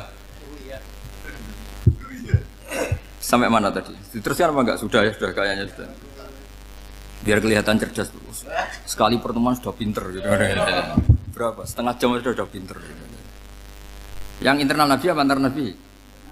Internal ya, sudah sekarang ke internal. Kalau internal lebih banyak lagi contohnya. Yang masyhur tentu masalah Baitul Maqdis. Dulu Rasulullah pernah sholat menghadap Baitul Maqdis 16 bulan. Berapa? 16 bulan. Kila 17. Pokoknya khilafnya hanya 16 dan 17. Kalau ada bilang 10 bulan berarti gak pernah ngaji. Khilafnya, karena khilafnya itu hanya 17 sama 16. Akhirnya sama Allah diminta disuruh menghadap ke Ka'bah. Saya ulang lagi itu tetap masalah antar nabi sebetulnya. Begini, Makom itu kalau dalam bahasa Arab bukan kuburan. Kalau di Indonesia kan makomnya Sunan Bonang itu kan kuburan. Kalau makom dalam bahasa Arab itu sesuatu yang pernah dipakai singgah, itu namanya apa? Makom. Lalu Rasulullah itu pertama di Medina itu madhep Baitul Maqdis itu 16 bulan. Orang Yahudi senangnya bukan main. Sampai mereka bilang gini, Muhammad tuh gaya-gaya nantok punya agama baru, tapi kiblatnya ikut kita. Baguslah anak itu katanya, masih tahu diri katanya. Bagus katanya itu masih tahu diri. Jadi senangnya bukan main orang Yahudi. Karena kiblatnya Muhammad sama dengan mereka. Ya tentu mereka jangkar Muhammad, bukan Sayyidina Muhammad atau Rasul Muhammad, karena mereka masih gak iman. Nabi itu ya agak tersiksa karena beliau secara gen turunan Nabi Ibrahim dan kiblatnya Ibrahim itu Ka'bah. Agak tersiksa tapi sami'na wa ata'na tetap madhab ke Baitul Maqdis berapa? 16 bulan. Suatu saat Nabi Muhammad itu disuruh madhab Ka'bah. Ini dengerin. Akhirnya madhab ke Ka'bah. Apa yang terjadi? Orang Yahudi komentar gini, Muhammad itu gimana? Dia di perantauan, rindu sama keluarganya. Terus rindunya itu diaplikasikan jadi perilaku agama. Jadi dia madhab Ka'bah dianggap kangen. Kayak saya kan orang Rembang. Rembang itu apanya Jogja? Timurnya apa-apanya? Enggak, Jakarta itu mana Jakarta itu? Barat sana ya. Ibaratnya saya orang Jakarta, terus merantau di Jogja. Dulu kiblatnya itu menghadap ke timur, terus ketika madhab ke barat kata sampean, wah itu padune kangen apa? Keluarga. Juga kurang ajar orang Yahudi. Jadi orang Yahudi itu memang paling pinter bully. Makanya kalau sampean tukang bully itu ya agak-agak, ya enggak. Saya tidak ngomong agak ya, pokoknya agak-agak. Ya. Pinter bully orang Yahudi. Makanya nggak ada orang debat sepinter orang Yahudi. Yang bisa ngalahkan hanya Tuhan itu. Orang Yahudi yang bisa ngalahkan hanya Tuhan. Sayyidina Ali orang paling terkenal cerdas. Itu kalau sama orang Yahudi itu pusing. Karena ya apa logikanya itu? Saya beri sekian contoh. Ada orang Yahudi tanya gini, Muhammad, kalau kambing mati itu yang bunuh siapa? Ya Allah, mati langsung itu. Agama kamu itu aneh, Mak. Yang langsung sentuhan Allah haram, tapi yang lewat tangan-tangan jahil manusia malah halal. Harusnya itu yang halal kan orisinal, langsung Allah yang mundur. Jadi utaknya itu aneh, dari cara berpikir itu aneh. Nah cara sampean ini kan, nak halal pangan kue. Tapi Nabi kan nggak boleh bertutur kata kasar gitu. Kalau yang jadi Nabi saya untalan ngono kan gitu. Tapi Nabi kan nggak boleh kasar. Jadi Nabi itu problem karena nggak boleh apa? Kasar. Kalau kita kan gampang, wis nak halal untalan kan selesai apa? Tapi Nabi nggak boleh kasar gitu. Jadi nak jadi nggak Nabi, nggak sampean itu kan enak. Mau keliru ya pantas, mau apa saja pantas. Karena kan nggak panutan. Kalau Nabi nggak bisa meluruskan kebenaran itu harus tetap sesuai akhlak. Ya jadi agak kerepotan. Makanya punya Umar alhamdulillah ada yang nggak perlu aturan itu. Jadi enak. Jadi ya itu memang aturannya harus itu. Coba Nabi itu perang tapi nggak boleh bunuh. Kayak apa susahnya? Beliau jadi sasaran tembak tapi nggak boleh bunuh. Kalau sahabat kan enak, duel, relax, santai, bisa tarung. Kalau Nabi nggak boleh. Makanya Nabi meskipun ikut perang terus nggak ada sejarah orang yang dibunuh. Ya hanya satu peristiwa itu pun dibaca orang kafir, ditangkis Nabi, pedangnya kembali ke dia mati. Tapi nggak ada yang Nabi. Karena Nabi kalau pembunuh nanti itu terus kayak pendekar kan susah juga punya Nabi kok. Habis perang misalnya Nabi tanya, Muhammad habis perang berapa? 1000. Ya repot juga punya Nabi mantan apa? Pembunuh meskipun yang dibunuh orang kafir, tapi kan kayak apa ya? Fitrah manusia itu akan menolak kepemimpinan orang yang gitulah pokoknya nggak bisa diterangkan itu. Makanya Nabi itu nggak pernah bunuh meskipun kayak apa musuhnya tapi nggak pernah bunuh. Untungnya di sekeliling orang-orang yang tadi. Jangan bilang itu suka bunuh ya, pokoknya perang gitu ya. Perang dengan bunuh itu beda loh ya. Kalau perang itu fair apa? Fair. Sampai mana tadi? Nabi Ibrahim ya tadi. Makom tadi saya ulang lagi. Nabi Muhammad menghadap ke Baitul Maqdis itu hanya Allah nuruti. Ini loh Nabi betul. Tahu betul bahwa di antara syariat adalah Baitul Maqdis karena semua Nabi pernah berkiblat Baitul Maqdis. Tapi Nabi ketika menghadap ke Ka'bah, Nabi juga dibilangin sama Allah. Ini loh syariat yang benar karena Ka'bah juga kiblat sing aktaku, lebih tua ketimbang Baitul Maqdis. Maka disebut Ka'bah Atiqah. Ilal Baitil Atiq. Kalau Quran bahasakan Ka'bah apa? Wal yatawafu bil Baitil Atiq. Atiq itu tua sekali. Ya sudah. Ketika berstatus tua itu orang Yahudi seneng mergo roh kelirune Muhammad. Mereka nantang, Muhammad ayo debat terbuka. Nabi rawuh. Bagaimana Anda bilang Ka'bah itu kiblat tertua? Wong Ka'bah itu pertama yang menghadap sana itu ya kamu. Semua Nabi menghadapnya ke Baitul Maqdis. Terus Nabi Muhammad mulai berargumentasi ilmiah tadi. Enggak, Ka'bah itu kiblatnya Ibrahim. Jadi Ibrahim dulu itu yang mulai dulu kiblatnya itu di Ka'bah. Terus orang itu tanya buktinya apa? Terus dijawab fihi ayatum bayyinatum maqam Ibrahim. Ternyata di situ ada jejak kakinya Nabi Ibrahim, yaitu batu yang diinjak beliau ketika bangun Ka'bah. Itu argumentasi ilmiah. Lah barang orang Yahudi kehilangan ilmu, itu gobloknya orang Yahudi. Makanya yang bisa mengalahkan Yahudi hanya Allah Subhanahu wa taala. Luang Ibrahim saja golongan kita, pengikut kita. Ibrahim itu pengikut Yahudi. Wah, itu Nabi mulai senyum-senyum, mulai tertawa-tawa. Wah, itu goblok, orang terdidik. Karena itu ibaratnya kayak kamu bilang Soekarno itu pengagum Puan Maharani. Kira-kira seperti itu. Soekarno itu pengikut Puan. Karena Yahuda itu Yahuda bin Yakub bin Ishak bin Ibrahim. Saya ulang lagi ya, nasabnya Yahudi ya Pak. Yahuda bin Yakub bin Ishak bin Ibrahim. Jadi Ibrahim itu mbah keempat dari Yahuda. Tapi karena mereka kalah debat, Ibrahim itu pengikut Yahudi, itu sama dengan bilang apa? Soekarno itu pengikut Puan Maharani. Itu kan jadi aneh. Atau Gus Dur pengikut Mbak Yeni, atau Basim Asari pengikut Mbak Yeni, itu kan aneh. Wah, akhirnya sama Allah diingatkan. Makanya ada ayat ha antum haula hajjatum fi ma lakum bi ilm falimatu hajuna fi ma laysa lakum bi ilm. Perjanjian debat ini semuanya harus ilmiah. Tapi kenapa perdebatan Anda malah ndak ilmiah? Karena orang Yahudi iftadohu, malu semua. Wah, semuanya Muhammad itu satu-satunya kekalahan orang Yahudi. Tapi ayat-ayat seperti ini itu enggak populer. Ayat ha antum haula'i hajastum fi ma lakum bi ilm falimatu hajuna fi ma laysa lakum bi. Jadi Islam, betapa hebatnya Islam. Kalau debat harus ilmiah. Dan Kanjeng Nabi menantang, ini perjanjian kita debat ini ilmiah. Kenapa sekarang jadi tidak ilmiah? Yaitu kamu mengatakan Ibrahim itu pengikut Yahudi, padahal Ibrahim dengan Yahudi itu dulu Ibrahim. Makanya Yesus kalah, mat. Tapi tetap ra Islam. Tapi nah, makanya terus Ka'bah dibuktikan ketuaannya lewat apa? Fihi ayatum bayyinatum maqamu Ibrahim. Itu bukan makam kuburan. Karena makamnya Nabi Ibrahim tetap di Hebron, temudi Palestina. Kira-kira itu Palestina. Jare Israel yo ning Israel, mbah menang di. Jare ning Israel yo ning Israel, jare Palestina ning. Saya pernah ziarah ke sana di Hebron. Di makamnya Nabi siapa?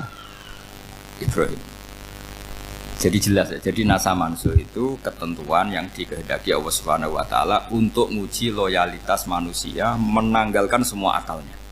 Makanya saya mohon sekali siapapun yang ngaji saya dimanapun, sekali-kali manusia itu harus menanggalkan akalnya. Sekali Anda pakai akal, maka Anda akan ingkar dengan nasa mansuh. Nasa mansuh itu hukum yang direvisi, yang dibatalkan. Makanya orang Yahudi lagi-lagi pinternya orang Yahudi. Merovokasi orang-orang yang Islamnya belum kuat, diprovokasi gini. Ungzuru ila Muhammadin tahayyara fi din yukhillu yawman wa yuharrimu ukhra. Lihat itu Muhammad, dia kebingungan cara beragama. Kadang bilang A, besok bilang B. Jadi nasa mansub dianggap satu bentuk kebingungan. Gak kurang ajar tapi. Wah, akhirnya sebagian orang yang murtad. Makanya nasa mansub itu satu peristiwa yang menjadikan banyak orang murtad. Karena diprovokasi orang Yahudi bahwa itu bentuk kebingungan Muhammad. Akhirnya terus saya qulu sufa minan nasi ma wallahum angqiblatimul lati kanu aliyah. Nah, kelirunya orang Yahudi adalah ternyata nasa mansuh yang dipilih Rasulullah itu semuanya ada di Taurat dan Injil. Termasuk di Taurat dan Injil disifati dan Nabi yusolli ilal qiblatin, bahwa Nabi ini akan bersolat dengan dua kiblat. Makanya tetap ditantang. Qul fa'tu bitaurati fatluha in kuntum shadiqin. Kalau kamu tidak percaya bahwa saya ini orisinil, ayo bareng-bareng mengkaji Taurat. Tapi mereka tidak siap mengkaji Taurat. Karena Taurat semuanya mendukung Rasulullah Muhammad SAW. Fatluha in kuntum shadiqin. Makanya ini penting sekali ngaji. Jadi perdebatan itu macam-macam. Dan itu pinternya orang Yahudi. Ungzuru ila Muhammadin tahayyara fi dini yukhillu yawman wa yuharrimu ukhra. Ini penting sekali. Makanya nasa mansuh itu uji loyalitas. Itu Imam Malik kalau mencontohkan ke Imam Syafi'i. Saya berisikan contoh fikih. Ini saya melanggar waktu ini. Ini sudah berapa? Saya yang tidak mengesahkan diri saya. Ya misalnya ini ya, ini kertas sak bawa ya, ini kertas sak bawa. Terus ini tak kasih uang misalnya, uang 100.000. Atau kalau contoh Imam Syafi'i dulu dididik Imam Malik begini. Ya Syafi'i kalau kamu punya 2 budak, 2 pembantu, kalau dulu kan masih ada budak, 2 pembantu lah kira-kira. Seneng mana, yang cerdas sama yang goblok? Seneng yang cerdas. Kalau yang nurut sama yang bantahan, seneng yang nurut. Lah yang nurut itu yang goblok. Makanya tinggal dibalik saja. Kamu tak beda ya. Seneng mana punya istri yang cerdas apa yang goblok? Coba jawab. Atau ibu-ibu mbak-mbak ini, seneng mana punya suami yang cerdas atau yang goblok? Kalau cerdas gak bisa diakali. Tapi goblok nurut tapi ya kadang di sini-sini kan dengan sini.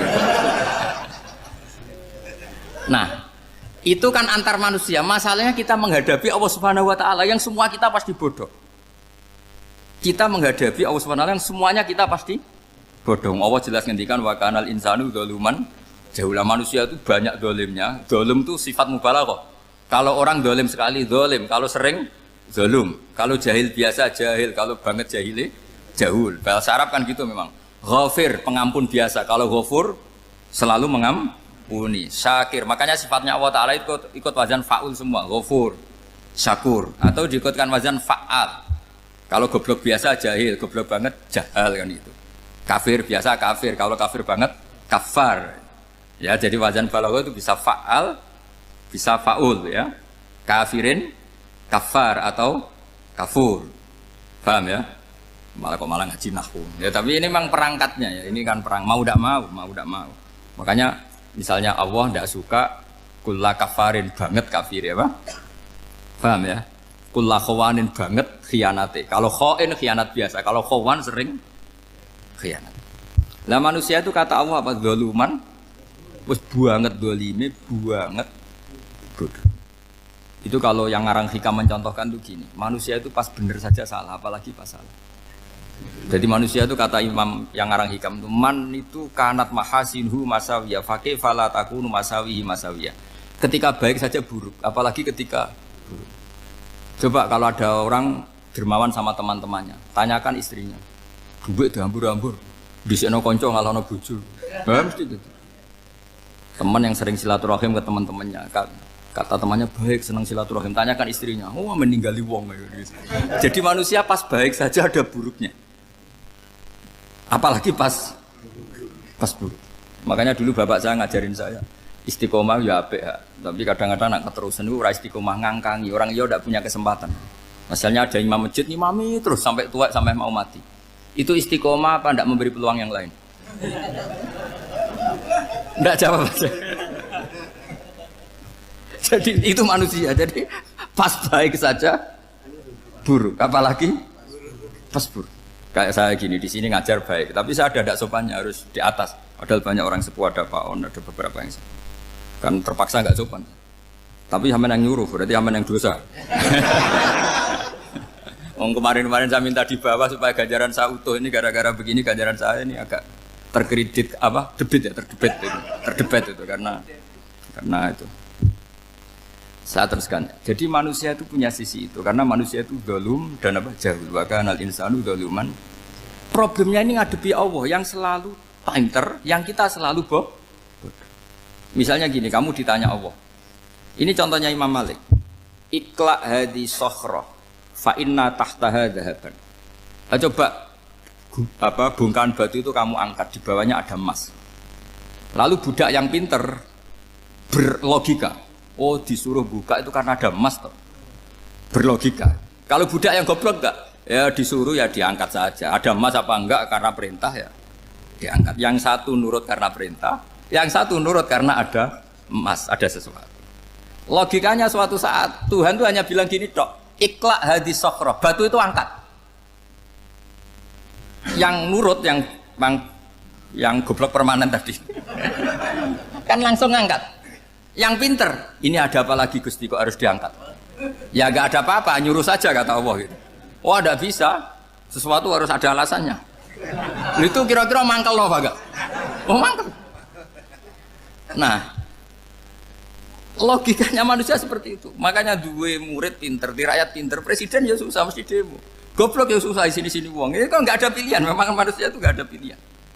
Nah sekarang masalahnya gini di fikih ini saya kembali lagi ke fikih. Pertanyaannya secara fikih begini. Misalnya iddah. Iddah itu seorang perempuan ditinggal mati suaminya atau ditinggal atau cerai. Itu kan ada namanya apa? Iddah. Iddah itu memastikan apa tujuannya? Memastikan rahim itu steril dari mani atau sperma zaut awal. Supaya nanti kalau dinikah orang lain tidak terjadi ikhtilatul ansab, nasab.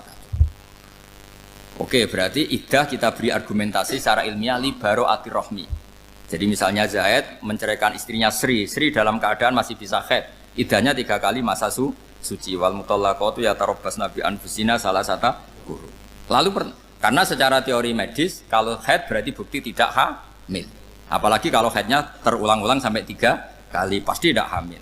Sehingga kalau nanti dinikahi orang lain pasti kalau ada anak ya anaknya zaud sani atau zaud kedua. Berarti alasan iddah li baro'atir rohmi. Oke, kita sok pinter, sok bijak. Pertanyaannya adalah sekarang sudah baru 1 bulan suaminya di Malaysia nggak pernah ngumpuli. Dicek di medis juga berbukti tidak hamil. Apakah boleh tanpa iddah? Semua ulama mengatakan tidak boleh. Tapi ini kan rahimnya jelas bersih. Ya karena iddah itu nuruti perintah pangeran, pokoknya tetap iddah. 3 kali masa suci, 3 kali masa suci atau masa haid, itu ada perdebatan ulama. Tapi kan ini terbukti bersih Gus. Meskipun terbukti bersih, kata Allah harus iddah 3 bulan atau berapa? Kira-kira 3 bulan, 4 bulan ya tetap harus iddah. Kowe milih mana? Sok pinter, Gusti. Berhubung ini, pangeran mbok terangno gitu. Berhubung. Jadi Tuhan apa mbok wari berhubung Gusti ini jelas steril dari sperma zaut awal. Enggak usah iddah Gusti. Sama aja kamu disuruh majikan kamu ikhla hadis sakhra, berhubung enggak ada apa-apa, enggak usah ya. Kira-kira mangkelno ndak budak yang seperti itu? Mangkel. Maka dibutuhkan kebodohan dalam beragama. Betul itu memang. Makanya Nabi itu unik, pernah bilang itu gini, aksaru ahlil jannah al-bulhu, akeh-akeh penduduk swarga itu al-bulhu wong goblok-goblok. Maksudnya goblok yang jenis ini, bukan goblok betulan maksudnya. Maksudnya goblok jenis ini itu ya tetap pinter, tapi pinternya dibuang pura-pura goblok demi samina. Jadi saya misalnya kok pinter dan goblok tadi sekaligus, pinter dan goblok. Ya bah, ikhla hadis sokhra fa inna tahta hadapan. Tak angkat karena saya tahu di bawah ada emas. Tapi di hati saya sajane ya mergo perintah. Suatu saat kalau disuruh Allah ikhla hadis sokhra, perintah ya tak angkat ya sudah. Jadi ya pinter ya goblok. Saya tahu namanya perintahnya Allah pasti ada hikmahnya. Hikmahnya itu adalah li baro'atir rohmi. Tapi hikmahnya jadi kawula adalah nurut perintah Allah, cek tahu alasannya maupun tidak. Lah di sini ada illatul hukmi untuk membangun kecerdasan, tapi ada loyalitas untuk membangun ubudi. Ya, bahwa kita ini kawula roh tetap loyal. Makanya tadi pagi saya cerita Sayyidina Umar. Sayyidina Umar kayak apa cerdasnya? Tapi tetap ubudi ya. Yaitu Rasulullah SAW sering dibully orang kafir. Muhammad itu gaya-gaya nantok. Wong ora oleh nyembah berhala, ora oleh nyembah watu, jebule dekne nyembah Hajar Aswad. Karena dilihat dari jauh kan tetap nyium Hajar Aswad. Coba kalau kamu lihat dari jauh, kamu sujud dari jauh kan kayak sujud sama batu. Makanya Sayyidina Umar karena orang kafir masih cara berpikir gitu, tiap nyium Hajar Aswad itu komentar gedumel. Alim tu annaka hajarun la tadurru wa la tanfa. Walau la anni ra'aitu Rasulullah qabbalaka ma qabbaltuka. Aku ronake watu, ya raman doroti, raman faati. Kalau saja saya tidak melihat Nabi nyium kamu, saya tidak sudi nyium kamu. Jadi tidak berdoa, doa mustajab itu tidak gerutu. Karena apa? Umar tahu ini masalah secara tauhid. Kalau saya doa di depan Hajar Aswad nanti dikira syirik karena berdoa di depan batu. Tapi kalau saya tidak nyium, nyulayani sunnah Rasul, yaitu nyium Hajar, wis tengah-tengah nyium sambil gerutu, itu sudah kompromi. Ya nyium tapi gerutu. Kayak apa? Makanya ya cerdas tapi ya goblok tadi ya cerdas. Itu uniknya Rasulullah. Jadi muji orang pintar ya sudah langit. Tapi Nabi pernah dalam satu hadis mengatakan aksaru ahlil jannah al-bulbu. Aki-aki penduduk swarga itu orang bodoh. Artinya orang bodoh itu bukan bodoh betulan. Dia meninggalkan akalnya demi loyalitas ubudiyah. Nah, untuk menutup sesi ini terakhir betul tak tutup setelah ini selesai. Untuk menutup itu bukti begini, perang Badar itu perang yang nggak mungkin dimenangkan umat Islam karena orang kafir itu 1000 dengan pasukan full dengan peralatan perang full. Rasulullah itu tahun kedua Hijriah itu pasukannya hanya 313. Itu pun pedang itu untuk orang 5 itu hanya ada pedang 1. Jadi kalau mau dibaca orang, sih kamu nilai pedangnya aku. Itu kan nggak kebayang perang dalam keadaan seperti itu. Jadi mesti kalah, orang kok mungkin kalah, mesti. Tapi Nabi tetap bilang, saya ini disuruh Allah perang, ya harus berangkat. Yaitu perang Badar. Kata para sahabat, ya Rasulullah ini nggak masuk akal, sudah nggak usah perang, ini nggak masuk akal, mau setor nyawa. Sudah gitu dadaan, nggak ada persiapan. Lucunya apa? Sahabat itu ketika Nabi tetap berangkat. La akhrujanna walau waqti. Nabi menginginkan saya tetap berangkat meskipun sendi. Setelah Nabi berangkat sekian meter, tuh sahabat ikut semua. Kata Nabi, lah kamu kok ikut? Ya ikut saja. Kata kamu mesti kalah. Ya anggap saja setor nyawa. Demi loyalitas pada jenengan. Itu makanya nggak ada periode sebaik periode sahabat. Tapi yang gerutunya jalan. Karena gerutu ini bawaan ilmiah. Makanya kita loyal sama presiden. Tapi yang nggak cocok ya gerutunya jalan. Tapi bawaan mencintai Indonesia tetap jaga stabilitas. Itu bawaan cinta Indonesia, bukan cinta pejabatnya kadang. Gerutunya jalan, tapi bawaan loyal sama Indonesia tetap mengaku. Bawaan loyal sama Rasulullah tetap ikut perang, bawaan akal karena nggak masuk akal ya gerutu. Dan itu uniknya Quran itu mengapresiasi itu dan dianggap nggak masalah. Saya bacakan ayatnya. Kama akhrajaka rabbuka min baitika bil haqq wa inna fariqam minal mu'minina lakarihun yujadilunaka fil haqqi ba'dama tabayyana ka'annama yusaquna ilal mauti wa hum yanzurun. Peristiwa Badar ada peristiwa kamu itu keluar untuk perang. Sahabat kamu ngikuti, tapi mereka lakarihun, enggak senang sebetulnya. Karena enggak masuk akal. Ya geremeng tapi ya derek. Yujadilunaka fil haqq, mereka mendebat kamu dalam kebenaran. Jadi ya Rasulullah wong perang karuan kalah jenengan lakoni alasane nopo? Lah kok melok? Ya saya harus ikut jenengan kan jenengan Nabi. Itu unik. Kalau orang sekarang mana mau, kalau nggak masuk akal nggak mau melakukan. Coba misalnya istri kamu belajarnya dikurangi, anggap saja petualangan latihan hidup di masa lalu, nggak mau. Padahal petualangan itu hal yang indah. Petualangan itu kan hal yang indah, kan nggak mau. Oh ngirit aja alasan. Tapi lucunya kalau dijak camping bermiskin-miskin di hutan mau. Karena karpe dhewe, tapi nak suami yang ngongkon. Ayolah seminggu ini kita model miskin, anggap saja petualangan masa lalu. Enggak mau. Karena pinter, apa? Coba kalau bodoh. Ya ngono ya apa-apa Mas. Tapi resiko anak bodoh, pas kamu sakit ya dibiarin.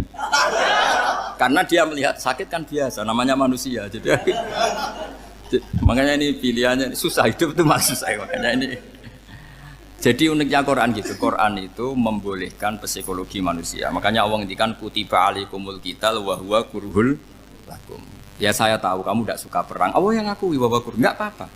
Tapi ketidaksenangan kita harus dilawan demi mengikuti Allah dan misalnya perempuan Allah juga gitu. Wa ashiruhunna bil ma'ruf. Gauli istri kamu muamalah secara baik. Kata Allah fa in karihtumuhunna fasa antakrahu syai'a wa ja'alallahu fi khairan katsira. Mungkin ada watak yang kamu tidak suka, tapi di situ ada kebaikan. Allah ngaku yang namanya suami mesti ada watak yang enggak suka dari istrinya.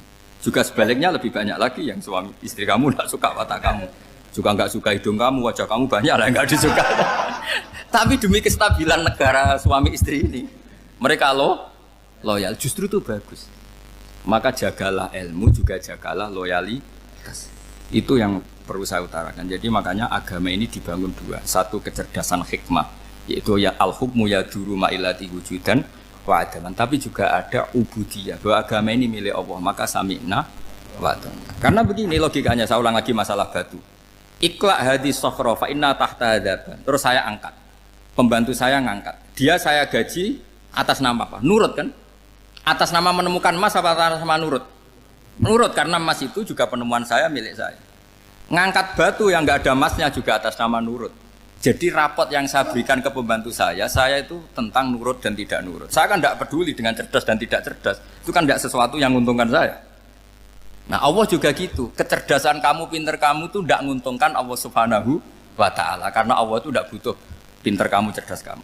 Allah hanya butuh mental ubudiyah kamu. Makanya Allah mensifati nabinya hanya subhanalladzi asra bi abdihi, karena status tertinggi manusia adalah sifat Nah, makanya ya Tuhan nafsul mutmainnah irji'i ila rabbiki radiyatam mardiyah fadkhuli fi ibadi. Berstatuslah sebagai hamba baru wadkhuli jannah. Nah, kalau kamu berstatus hamba ya harus baik, enggak usah kalian bantah. Coba kalau kamu rasional, ya Allah kenapa bikin surga nanti-nanti? Engkau kan bikin sekarang, ngapain repot-repot nanti? Jadi kacau semua agama.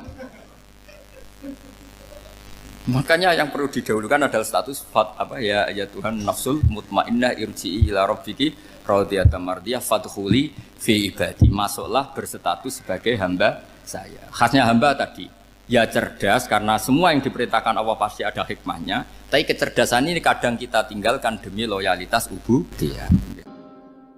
Bismillahirrahmanirrahim. Rabbi shrah li sadri wa yassir li amri wa hlul 'uqdatam min lisani.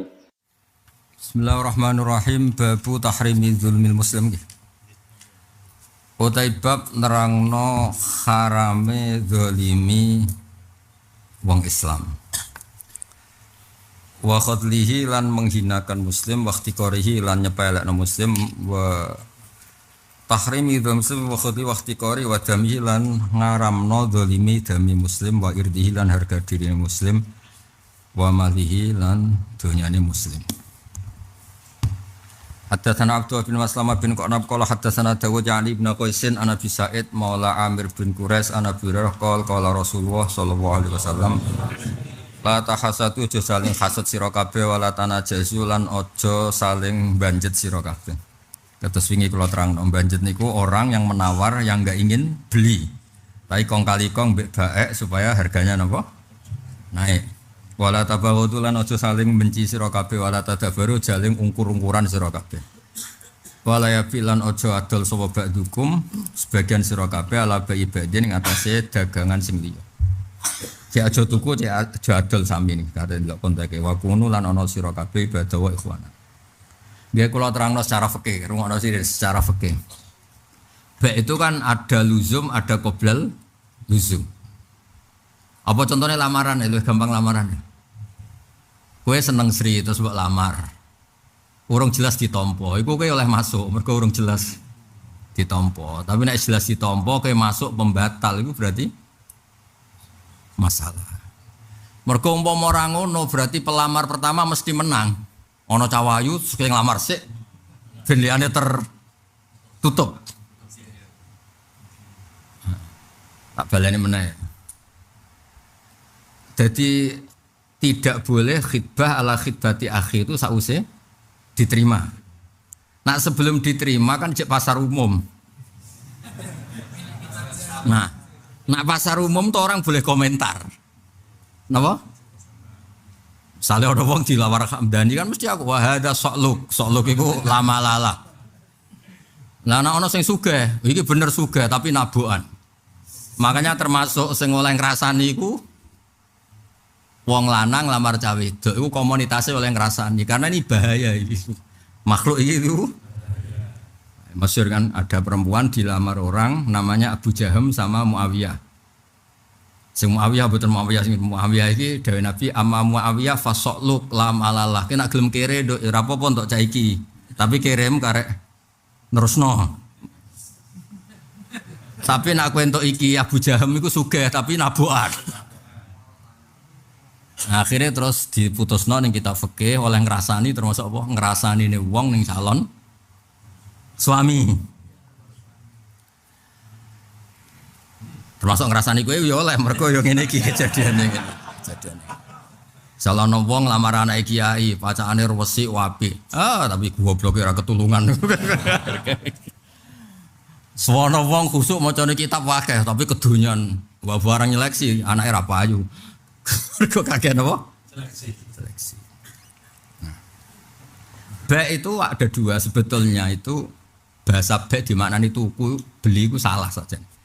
Salah tapi benar.